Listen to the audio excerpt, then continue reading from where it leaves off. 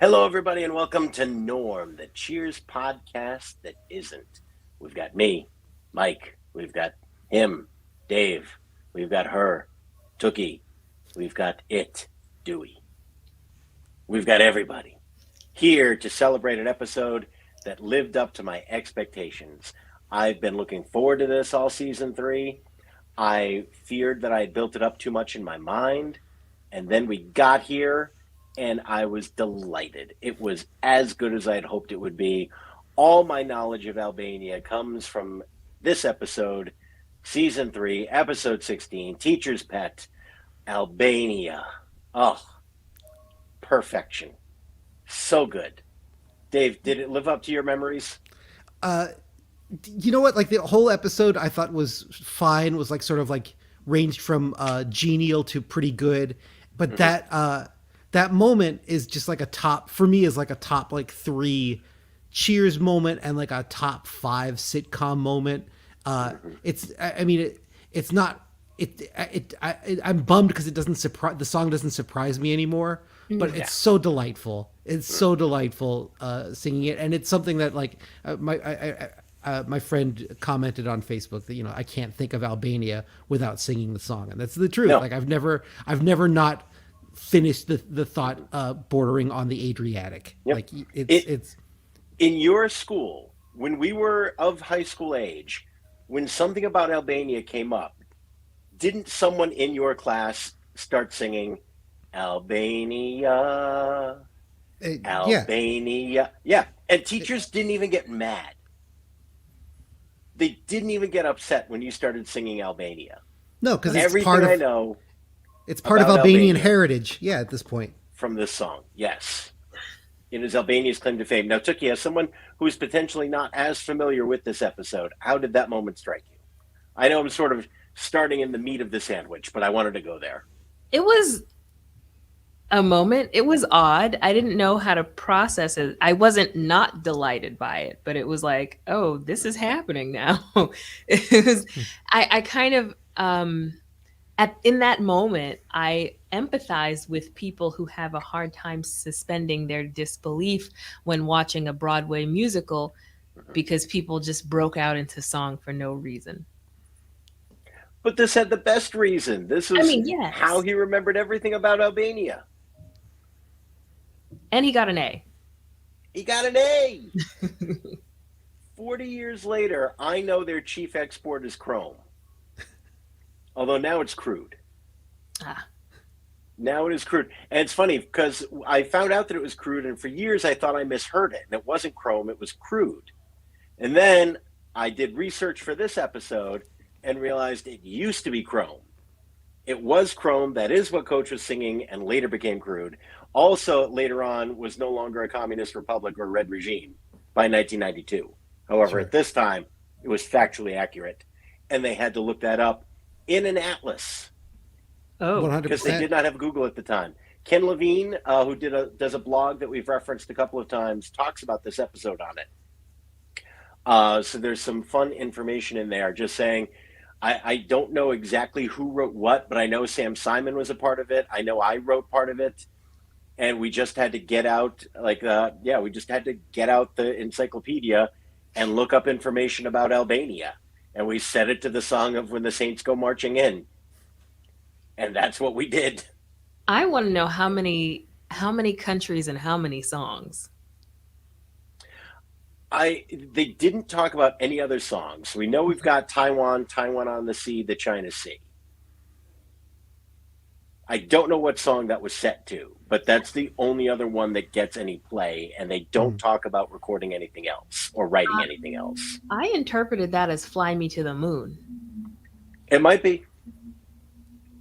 I do not have the musical ear that the two of you have. Oh, see, I just assumed that was a song, an extant song. Ah, If anyone out there knows what Taiwan on the Sea was based on, because I feel like these guys are not musically inclined enough to have just written that themselves. If they based Albania on When the Saints Go Marching In, that's got to be a song that we're not recognizing right away. I don't think. That's Wait, you there. know what? It's not. I don't think it is "Fly Me to the Moon." It's something else. Da da Da, da, da, da, da, da, da, da, da. Da, It's da, da, something. da. It's something else. I don't know. Gotta figure Yeah. that out. Da, da, da, da, da, da, da, da, da, da, da, da. Yeah, that's Fly Me to the Moon. Nicholas Colasanto also has that sort of wonderful old man voice where when he sings, you are aware that he's singing and it's a pleasant sound, but upon inspection, like it's actually kind of hard to discern a melody.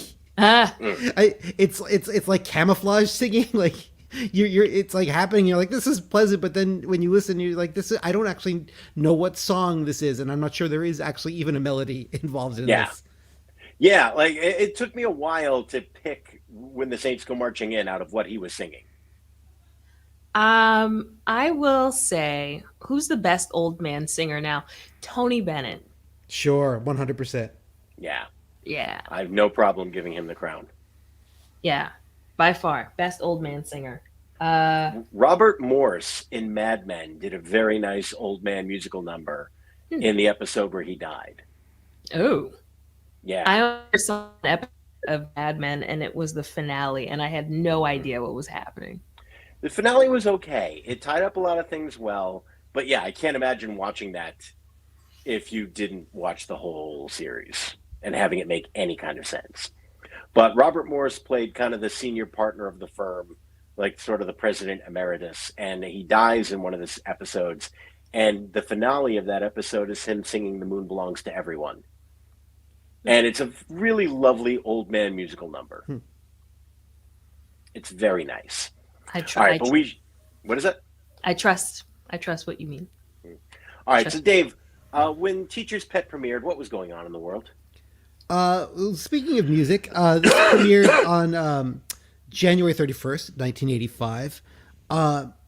Who do you think had the number one song in this was the last week this song had been on the had been the number one for 6 weeks. This week is going to conclude its run at the top.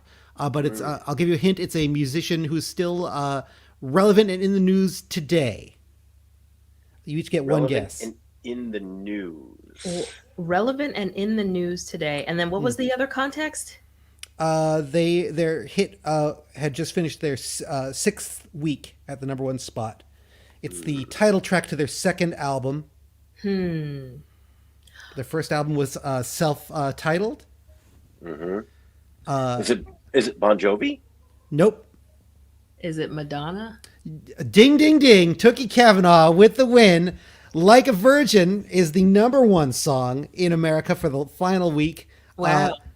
And yeah, just I thought kind of a nice moment of coming full circle, considering Madonna was back in the news this week. Thanks she to was. noted shitbag Abby Shapiro trying to place her on blast, which then led to a lot of information about Nancy Reagan, which I was not ready for as a human. Was there accurate information? I just kind of heard about it. I've been very much not as much on social media lately. Oh my. There have been many ways to describe Nancy's talents, if you will. A few of my favorites are head of state.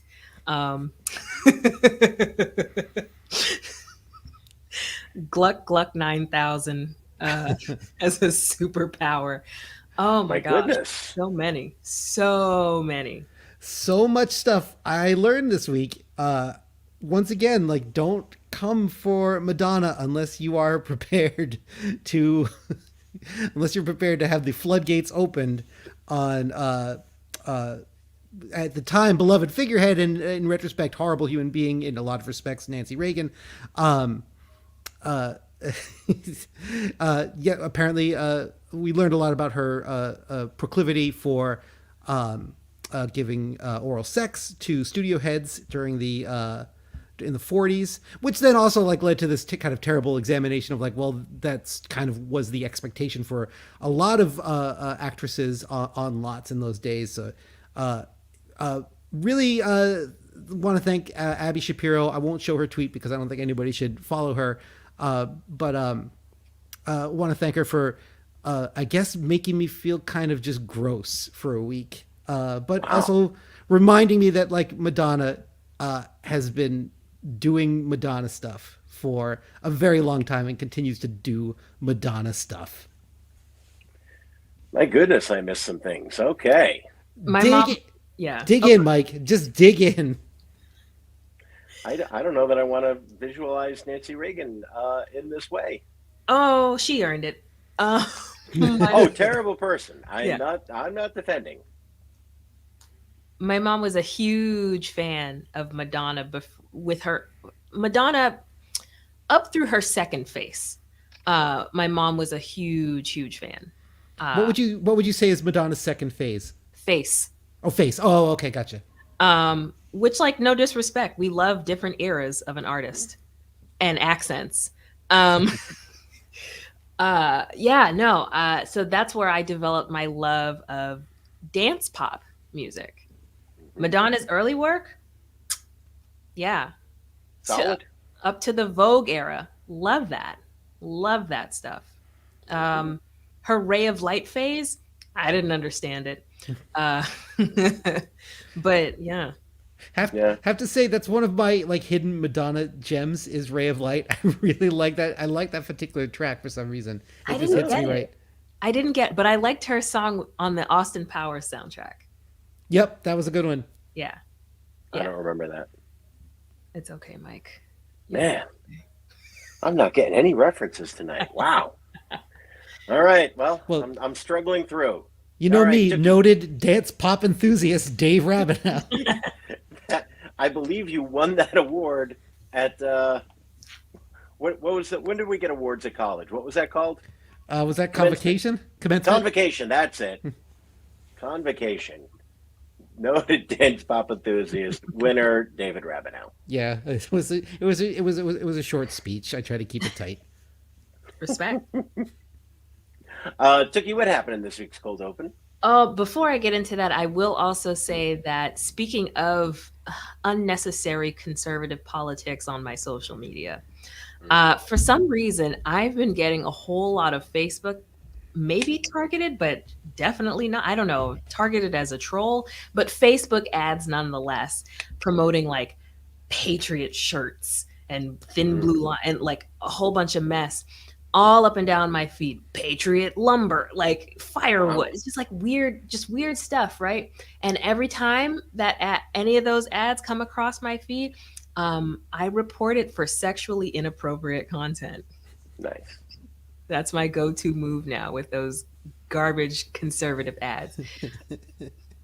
I think it's a solid move. That's a Thank you. solid move. Good Thank plan. Thank you. Okay, so the intro. Cliff asks Carla for a word. And he says, I know how you like to poke fun at me, but I asked you to stay away from one sensitive area in particular, and that is my ears. And then this is, I mean, it's definitely never come up before. And Carla says, well, I don't make jokes about your ears. Why would I make? Oh my God, I've never noticed those satellite dishes before. I must have been distracted by the other atrocities attached to your head, which, ooh, burn. Um, and Cliff says, yeah, well, hear me out about this one. Last night I was going through my insurance policy and discovered that I'm eligible for an ear tuck. So it's going to be hard enough for me to go through with that procedure without you razzing me all the time. And I ask that you please, after I do it, not make my life a living hell. Um, and Carla, in realizing that Cliff is dead serious, goes, oh, this really means a lot to you, huh? And he says, it's the most important thing in the world, in my life to me, which imagine your ears being your only problem. I digress. So he says, yeah, so can you lay off me? Carla says, we'll see. And Cliff says, well, can you lay off me about how I live with my mother? And she says, well, Cliff, you got to give me something that I can tease you about. And Cliff says, well, I'm not the most tidy guy in the world. And Carla obliges and says, okay, well, I'll limit myself to that. For which Cliff thanks her. And she says, oh, by the way, your mother called. She said you left your earmuffs in the driveway and no one can get out. That was a tidy joke. Roll credits. And that starts us with the B story for this week. This very random thing that will never come up again. Cliff being troubled by his ears, believing that he qualifies for an ear tuck with his insurance, which I can't imagine being the case for anyone, and then realizing that he, in fact, does not qualify as he pretends that he is just going to accept the way that God made him. So there's a few ear jokes, a few ear references. It never comes up again in the next 8 years of Cheers. But it's there because they needed to fill some time. And for what it is, I enjoyed that cold open, and I thought that was a funny Carla line. So I was on board with that. A story. Sam is coming into the bar. He's got a bag full of books. What is this? Sam with books? He's being very secretive about it. Sam is going into his office. He's locking the door. Diane is suspicious. What is he doing with books? Everyone's saying, don't worry about it. She is afraid that Sam is drinking again. She finally gets into the office, realizes that Sam is actually going to night school to get his diploma. She's incredibly proud of him. He just has to study geography. She says she should tell everybody. Says, all right, come on out here. There is, in this episode, I think, some fun, witty banter between Sam and Diane. I feel like there's some sparks flying in this episode. I like the repartee. I like the banter that they have back and forth with each other. So, yeah, after a week where I didn't love what they were doing with each other, I enjoyed it again this week. I thought that it was clear that these two people were still digging each other, and the lines were tightly written. I enjoyed them very much when they were going back and forth. I thought they were biting, but not jokes that made me feel weird about myself. Sam announces that he is studying and going to night school. She says, what are you pursuing your bachelor's of degree in? And he says, high school. She realizes that he is not a high school graduate, and she is now mortified. She says, I have been defiled by Dobie Gillis for the past year, which is my 80s moment of the week. What is Dobie Gillis reference. What is Adobe Gillis? Please, I didn't have time to Google it. It was a sitcom from the 60s, The Many Loves of Dobie Gillis. Ooh. It was, yeah. It was just this show, like Dobie Gillis was this high school kid. Bob Denver made his debut there. As the beatnik, yeah. As a beatnik, yeah. Oh. Maynard G. Krebs, I think was his name. Yep. And it was funny because it was just a go-to reference joke for parents in the 80s. Like, I just remember, yeah, like somehow that meant high school and to people in the 80s. I've been defiled by Dobie Gillis, and someone who is not very bright, supposedly. Yeah, and then they did a Bring Me the Head of Dobie Gillis, which was a Dobie Gillis version of The Visit, which Dave and I did a version of in college. And that's enough said about that. Okay. We did The Visit in college, and yeah, it was just funny because it was like this cast of thousands. It was like 3 times bigger than any other show that we had done at any point. And Dave, I should not. I don't want to speak ill of that. Dave was the lead in that show, and Dave did a lovely job in that show. Dave, how do you feel about The Visit in retrospect? Oh, I think it's good. I think it's good to feel a little bit of healthy shame about everything one did in college. I think that's. You don't want to Tom Buchanan this shit. You don't want to be like, man, I really peaked when I played a 65-year-old guy and I was 19 or whatever. And as I reflect upon that show, and I think about why we all just kind of like got through that one, I think that was it. Whenever we did shows where everyone was supposed to be like wistful and looking back on their lives and the regrets that they had, and you realize everyone is 20, those shows never really work. Like, that's just choosing badly. It's really hard to play regret. Yeah. As like, you understand finally what the word callow means. Like when you have to sit and watch that. Like when we did Oedipus, look, that didn't go well, but we all get hooking up with the wrong person at 20. It's to the nth degree, but sure, like right? we can all envision the magic if, Stanislavski's magic if. A show where you're going, what did I do? that makes sense. Mm. Everyone's keying into that. Yeah. Well, I was gonna say, I recently watched I forget which show or thing, where someone was saying that no high school play is ever good because a teenager playing Tevye in Yeah. Fiddler on the Roof, Yeah. and that's why. Yeah. We need more high school plays set in high school. Yeah. Yeah. We need more of that. I was thinking this is like a kind of a side point, but this is touches on the discussion we had a couple weeks ago, talking about some of the guys at the bar and how some like clearly like Ratzenberger had it, and other members of that kind of company don't have it. And I was wondering maybe that's an opportunity for like theater schools to employ people. So when you sign up for like a major, you actually have to like spend a half an hour with somebody, and they're just going to be like, you know what, you don't have it. Mm. I feel like that would have been really helpful if somebody said that to me at some point. Be like, hey, just so you know, you don't have it. Continue on, study if you want, but I want you to know you don't. You're an Alan Koss in a world that rewards Ratzenbergers. No. I don't think we need any more of that. There's plenty of that out there in the world. You definitely don't need to pay someone to do that. I would do it for free. I would happily do that, provide that service.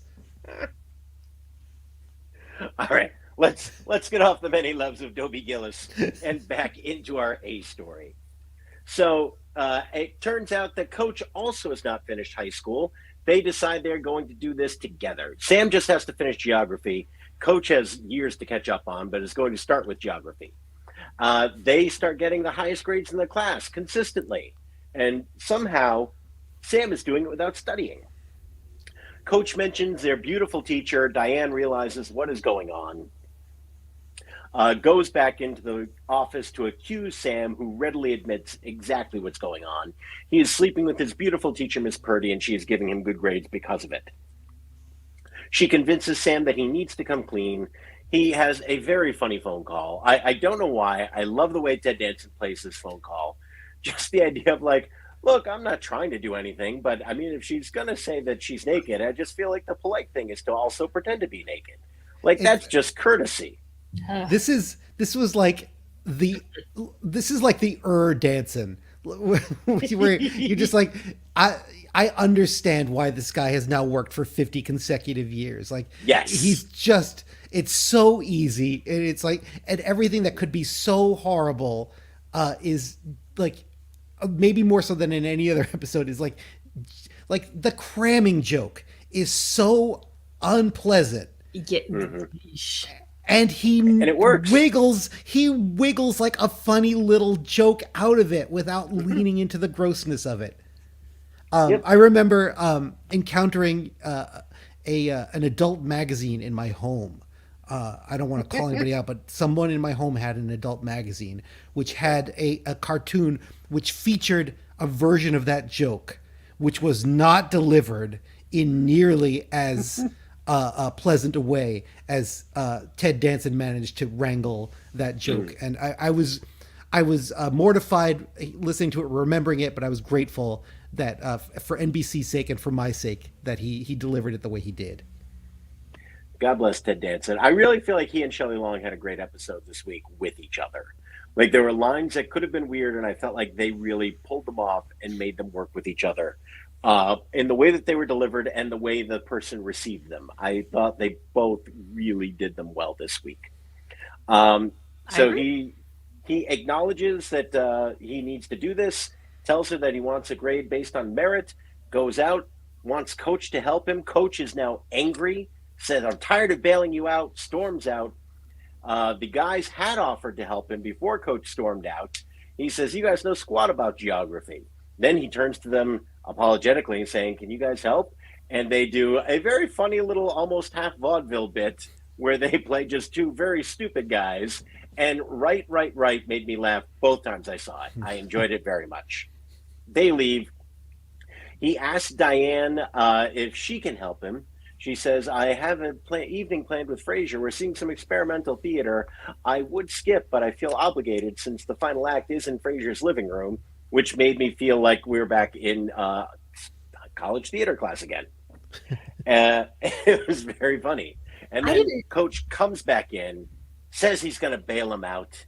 It's very funny.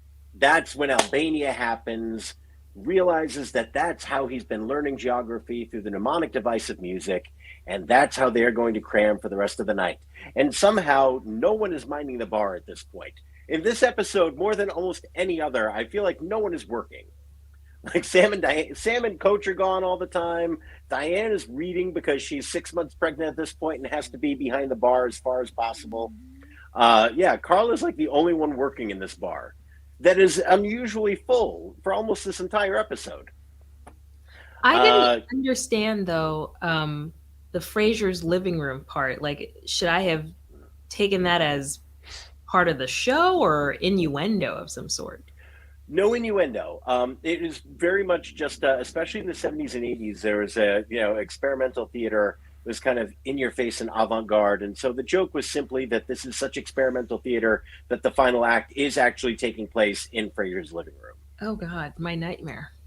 Yeah. That was actually my 80s moment, was that kind of a reference to that kind of experimental theater, and also it feeling it feeling transgressive. Like I feel like now, like if someone said, "Oh, we're going to do a theater piece and it's going to start here and it's going to end at like Frasier's place," I'd be like, "Okay, that's interesting." It doesn't feel particularly groundbreaking to me anymore. But I suppose in the 80s, like that would be really wild if you went to go see something at Harvard and then later on it's going to be back at Frasier Crane's apartment.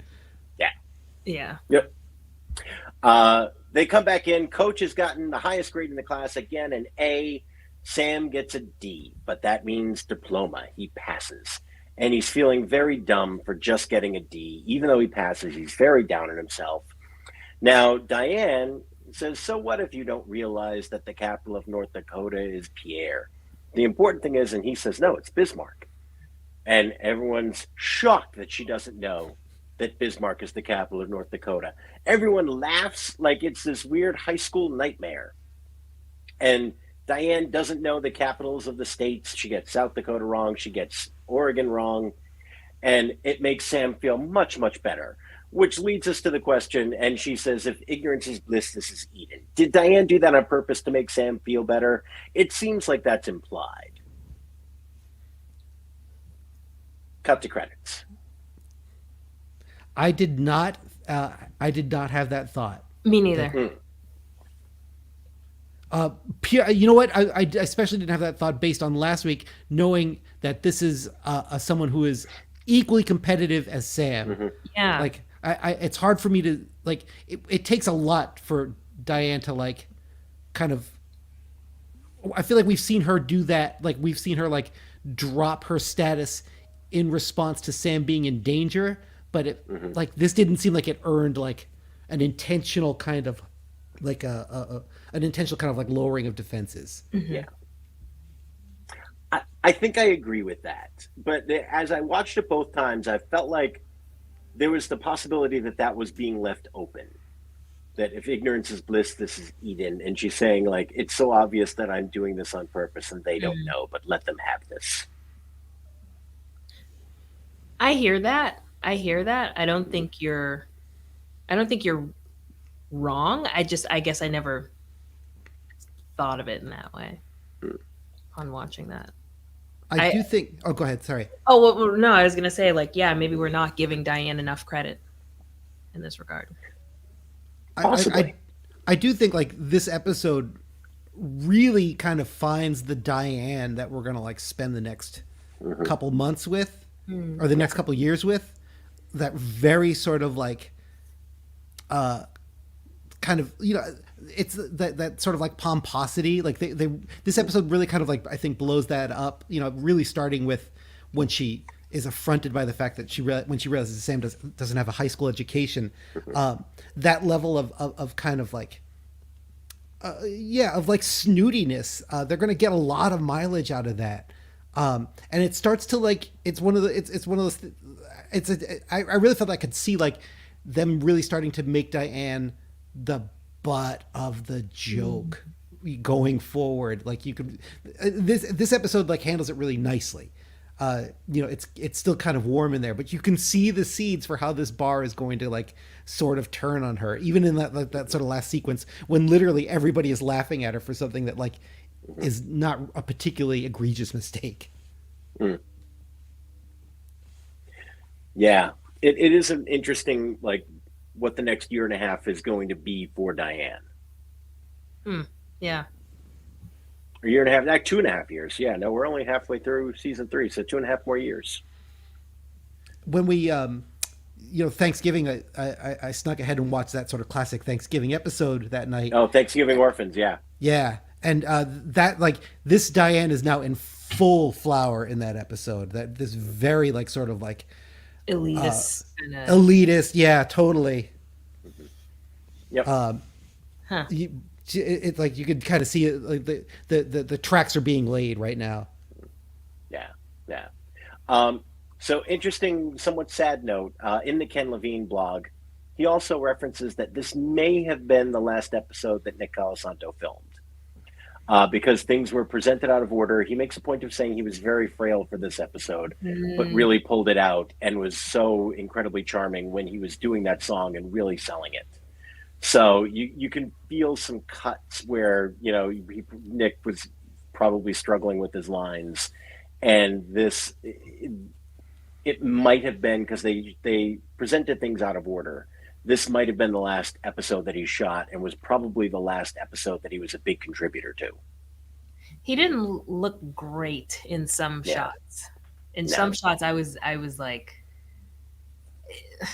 you. This is the Ernie Pantuso Stan network, but he didn't look great.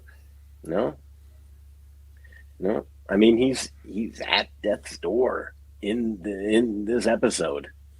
There's no two ways about it. They are going to start having like awkward write outs for why his character is not in the bar Hmm. very soon. He's Mm. going to be going up to New Hampshire for his driving test. He's going to be visiting friends. Yeah, he's going to be out of the bar very soon. Mm. So, but you know what? He went out strong. He went Yeah. out as strong as he could, even struggling through it. His charm was undeniable in this episode, where you're Yeah, rooting for him, still gets great laughs, and just nails Albania, just crushes it.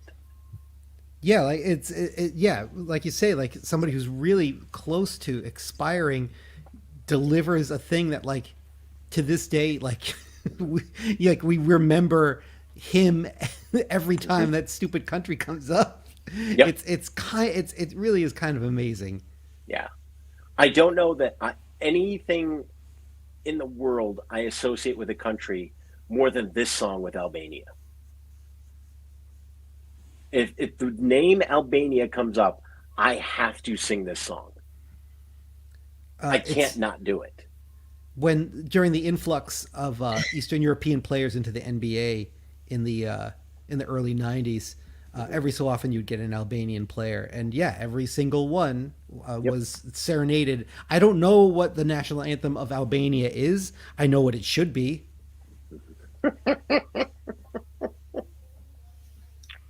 And just change the lyrics as need be. Yeah, Yeah, I love how that's like a Pavlovian response for the two of you. Whenever I think of Albania, I think of a very pleasant Tinder date I went on. Oh, He, nice. yeah, yeah, really nice guy. I think his name was John, and Mm-hmm. it happened to come up that he's Albanian. It just happened to come up while we were getting Mm-hmm. coffee because these two guys in the coffee shop were speaking, and he's like, "They're Albanian."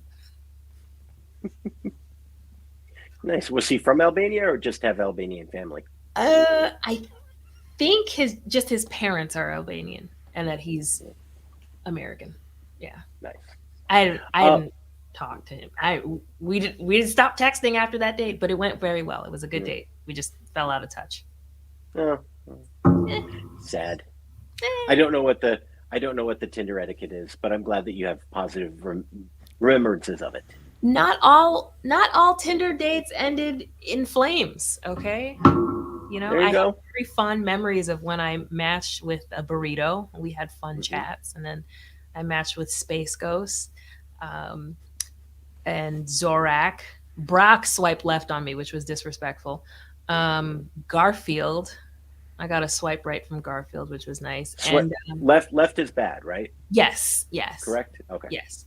Um, and oh, the only, mm, I think the only bad time I've had with a Tinder date was from that ceiling fan I swiped on. Nice. Yeah. It's funny, like between the three of us, we've really like the evolution of dating is very well covered. It's like you've done the most modern stuff, and I like met online, but it was still a .com, and I had to go to Kinko's to respond to an email. And like Dave met his wife in person, and the only thing online was like you had to have the black and green screen, and Ah, you had to find out if the other person actually knew what email was. Yeah, we met in finishing school, I think. You were trying to find a proper harpsichord that could fit in her right in her room. She was just wrapping up her secretarial duties downtown. One of those steno girls. I really do feel like I think my electronic dating. I think that was the appropriate amount of electronic intrusion into romance. I feel hmm. like the apps have made it too easy. Yeah. I think the Match.com, the eHarmony, like that was an appropriate level of you needed to put some effort into this. So somebody who was on there, it's like, look, you had to go through answering some questions, you had to write enough stuff down. There was a lot there, and you had to go to a laptop, you had to turn it on. Like you couldn't just be somewhere and going, what's going on tonight? Like you had to be looking for romance in a genuine sense. Yeah. Yeah. Like Sam Malone says, I was just after some meaningless sex and it turned into something sleazy. He knew. He knew what was coming. Oh, Lot of great lines in this week's episode. I Do we feel want to jump into joke of the week while we're here? Sam Malone was definitely at Tinder's IPO. Oh, 100%. He was an early angel investor. My favorite joke of the week was Diane's. Sam, I'm so proud of you. You're reading a book that doesn't contain the words hot, wet, or throbbing. Ugh. Ugh. There was a lot of ribbled humor, like a lot of ribbled word choice. But I feel like she pulled it off very well. I thought that Yes. was. I think that was my favorite because of the degree of difficulty. Mm-hmm. Like that's a joke that was written by somebody who was very much not Shelley Long, and Shelley Long had to make that work, and she did in a way that felt correct for Diane. Mhm. Like she heard, like she's heard of this book, and here's what we're going to do there. Mm-hmm. Yeah. Yeah. So Later on, when I thought that was very funny. in the same token, in the same vein, like when she uses the word defiled later on, talking about her relationship with Sam, I like that as well. Like everything was kind of like straddling or kind of creeping up to the edge of NBC's censors in 1985. But yeah, she handles it really really well. Very nice. Tookie, what was your joke of the week? Joke of the week. When coach is cussing out Sam, you mean all semester long when I've been wearing my buns to the bone, you've been polishing the teacher's apple? Love the use of innuendo Yep. It was a ribbled week. there. Mm-hmm. It was Yep. spicy. That was the spiciest I've ever seen coach get. Yeah. Um, but I liked it. Nice. Dave, what was your joke of the week? Oh, I'll give. I mean, well, first of all, let's just say like Adriatic is the funniest thing in this episode and maybe like the whole season. The use of the word Adriatic and like the masculine ending to that line, the way it dribbles out, not to be gross, but it's one of the great things that pop culture's ever contributed. Uh, like for like a set him up, knock him down joke, I'll go to Coach. What was saying? I was putting a notice. He's talking about seeing Sam kissing his teacher, and he said he sees them kissing while he's putting up a notice on the bulletin board. And Diane asks, "With probing tongues?" And he says, "No, Diane, with a thumbtack." I laughed both times. Always good. Very nice. All right, I've done my 80s moment of the week. Dave, you did your 80s moment, correct? Oh yeah. Chucky, what are your 80s moments? Oh, I just have one for this week, Oh, which is an athlete getting a job out of high school, or just anyone getting a job straight out of high school. who got a job straight out of high school? Sam, he went to the Oh, pros straight out of high school. That's not a thing anymore. oh no, it is. In baseball, it still is. In baseball? Oh yeah, they Okay. draft high schoolers all the time. Oh, ooh, ooh. Well, Oh anyway, yeah. well, it's that combined with the fact that anybody without a high school diploma or equivalent is still employable in the eyes of society. Mm, Just that whole I think concept. that is very 80s. Yeah. Yeah. That was an era where it was not weird, especially for someone coach's age, to not have a high school diploma. Yeah. Yeah. Absolutely.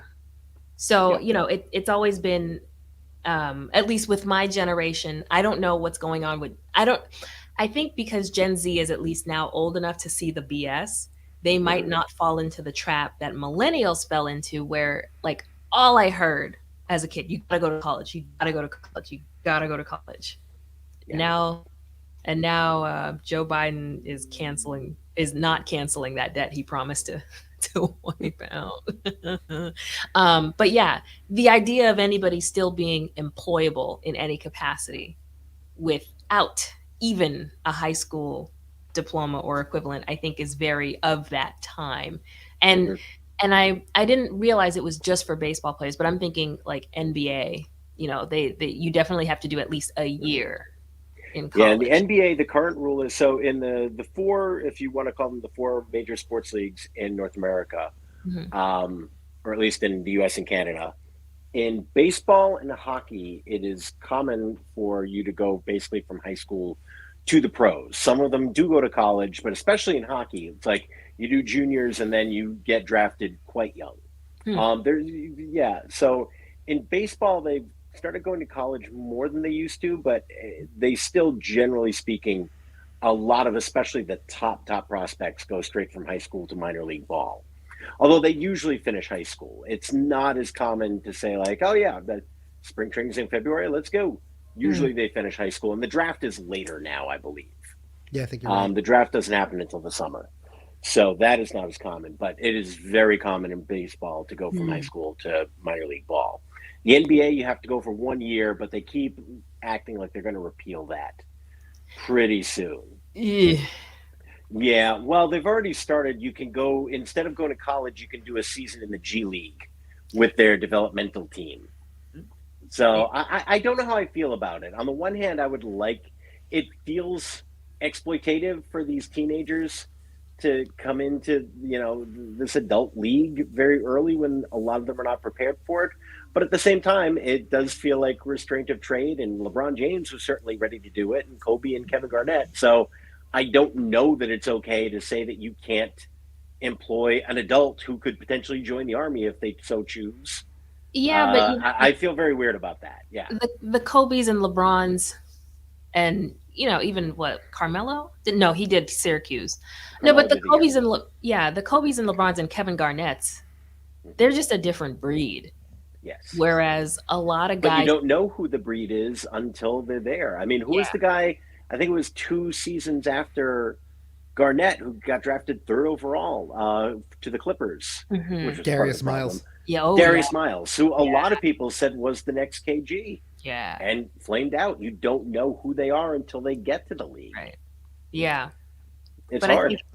I think as a rule, though, I across the board in sports, um, I think as a rule, having at least 1 or 2 years of college experience or something, some sort of adult life experience is better than Mhm. drafting teens. Because a lot of these dudes are just like not emotionally mature for that Yeah. kind of next level responsibility. Um, Hmm. they're they're not financially mature, or at least No. don't have the financial literacy that they Yeah. need to Yep. operate and generate income at Yeah. those levels. I hope Corleone Young's money has lasted him at least Oh a little boy. while. Hmm. That said, counterpoint. fuck the NCAA and Oh, everything it stands for. oh, Yeah, hard body. yeah, Absolutely. yeah. And in football, you have to go 3 years, Hmm. Mm. which I think is just sort of they need a little more time for their bodies to mature, and they justify it that way. Yeah, maybe, Yeah, maybe. there you go. All right, Tookie, how white was this week's episode? You know, it's it's been whiter. This wasn't great, but it wasn't terrible. So in the opening, we've got a we had the most people of color in the cold open Hmm. this episode. So there was a black man who was passing by at the opening, a black man in like a really lime green sweater vest situation by the piano, standing with another black woman, a black woman with an afro. She was like, it was like a quick pass, but she had like this magnificent afro and where it was wearing like this Hmm. burgundy and white varsity jacket. And she passed by, and then another black man in a hunter green button-up shirt. So that was in the Hmm. cold open. In the first official scene, scene one, you have an Asian woman in a hat, who I spotted, a black woman in red, a red number, an ensemble, if you will. It was very stylish. A black man in a gray blazer, and a Latin woman who was passing by Norm, like Latina, maybe Portuguese. I don't know. And then in the second scene, it was very quick, but there was a black man in a red kind of jumper sweater, like a darkish red situation by the piano. And then in the third scene, oh, the scene one is actually a continuation of the cold open. But in the third scene, didn't spot any. So not it it's not bad. Yep. We've seen episodes that have been whiter, but this Okay. is definitely a dip from like the numbers in the teens that we've seen in the Yeah. previous weeks. Okay. It's really All right. funny, like how much more uh diverse the background casting or the extras casting is in this season. Like Yeah.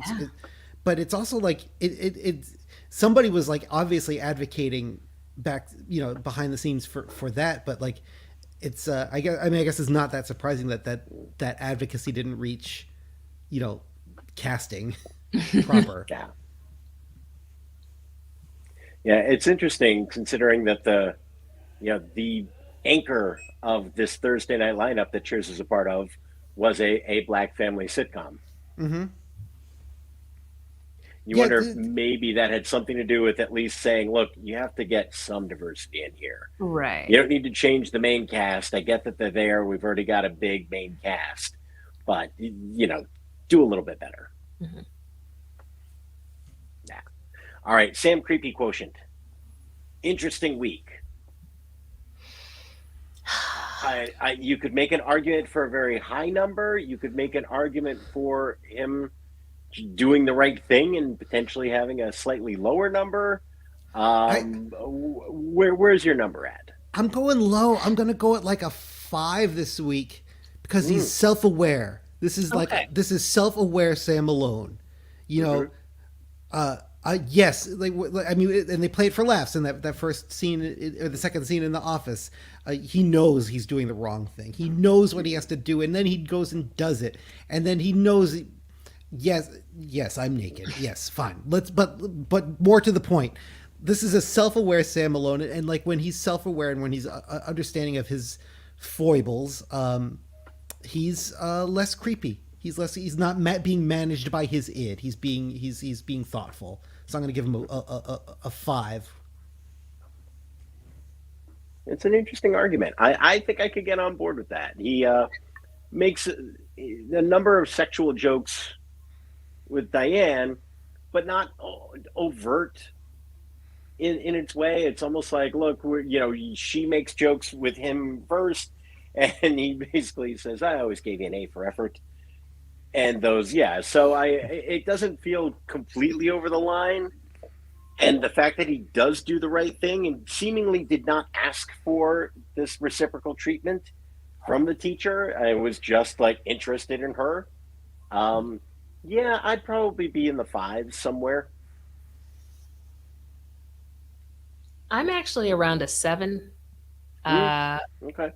Mainly because despite the self-awareness, which would bring the number down for me from like a 14, it's the fact that he went and did it in the first place Mm. that Oh, raises my oh, score. so action actually means something. Okay, that's fair. Yeah. It's the fact that he polished the apple in the first place. Now, I I think they are consenting adults. I mean, Yeah. it's one thing if if he's an actual college age student, I don't think that's okay. But as a Oh no. man in his mid to late 30s approaching a woman, an adult woman, I don't think there's anything wrong with that until she starts changing his grade for it. So the fact that they were hooking up doesn't trouble me as much as, look, he knows, he's getting the grades because of it. It says studying is for SAT, so he is taking advantage of the situation. So I do see that, Hmm. It's the but ethics. didn't request it, so it's a weird area potentially. All right, where are we ranking this episode for the season? This is a top fiver for me. Ooh. It's strong. I love the banter between Sam and Diane. I feel like that's kind of where they should be. There's, you could say it's ribald, but I also feel like their relationship is a bit ribald, and it's appropriate, and that is how they refer to each other. The sparks are flying, and those are the jokes that they're making with each other, and neither one of them is leveling up on the other to a point where I'm like, dude, she was here and you took it way too far. Like they were doing that appropriately and in a well written, well performed way. It was a tour de force performance by a man on his last legs of Coach. I loved that. So those aspects really pumped up this episode for me. This for me was like what's a good compare? This is like a pretty good basketball game, but then all of a sudden, like in the last couple minutes, someone goes on a streak and drops like 50. That for me was like Coach singing. That's Albania. Like the episode is kind of unfolding and it's pleasant and I'm delighted. But then something truly special and memorable happens in the middle of this not entirely like memorable episode. It feels like that Kevin Garnett story where he, like, foolishly when he was young, taunted Jordan a little bit Oh. on a long on a long night, and Jordan just decided to go off in the fourth quarter and win by 20, which is one of the great stories ever. And Kevin Garnett tells it beautifully. If you've never seen it, you have to look that up. I just love that story so much and the way he tells it. But yeah, that's kind of how I feel about this episode. But like a game like that, what you remember is the fourth quarter, and you go, "That was great." Mm-hmm. Or like the Patriots Falcons Super Bowl, that was Oh bad yeah. for Yeah. 2.5, 3 quarters, but you remember it as one of the all-time great Super Bowls because of that comeback. Mm-hmm. Yeah, Yeah. that Albania is a singular defining moment in the arc of the show, and Yeah. as such, that's going to be one of the things. Like whenever somebody asks, like, what do you think of when you think of Cheers, I'll call up that clip. Yep. Amen. Amen. Tookie, where are you ranking this one? Um, I get why this is on the Mount Rushmore of all time Cheers episodes. I get it. I get it. But I didn't guffaw at a lot Okay. of points. And I think it's because my experience of this episode might have been tainted by the knowledge of Nick Colasanto not being well and Mm-hmm. possibly, you know, no longer being a recurring cast member. Yeah. I think my viewing was a little clouded in that Mm-hmm. sense because I couldn't get over like watching Coach and being delighted by Coach, but being sad about it. Like it's a bittersweet experience for me for this episode. Yeah. Not to make it all sad for you guys, but No, it's fair. It's there. It's knowledge. It's you're not wrong. I mean, it's in your head. mm-hmm, No, mm-hmm. Yeah. this is Ted Williams like hitting a home run in his last at bat. If Ted Williams dies right after going into the clubhouse. Yeah. Yep. Yeah. I hear you. I hear you. But it will still always have a very special place in my heart, this episode. Yeah. All right. So we're putting it in the books. Teacher's Pet, episode 16, season 3. We'll get a little more Coach, but this was really the swan song. And it was a mighty, mighty at bat. There you go. All right. Anything to plug this week, kids? Studio Christmas party tomorrow. Oh, is that tomorrow? That's tomorrow. Oh, how about that? Apparently, Beyonce's tour manager booked her at Vera's, so that's going to be fun. Well, that was a get. Impressive. Well done. Mm-hmm. Dave, anything to plug? Empire Review this weekend, if you're interested. It's streaming. You can come see it live or you can stream it. Awesome. All right. I got nothing. I got nothing for you people. But there you go. Another one of the books. I am Mike. That's Tookie. That's Dave. Thank you for joining us once again. Go out there, get boosted. It's getting a little bit scary again. Stay safe. All right. Bye, everybody.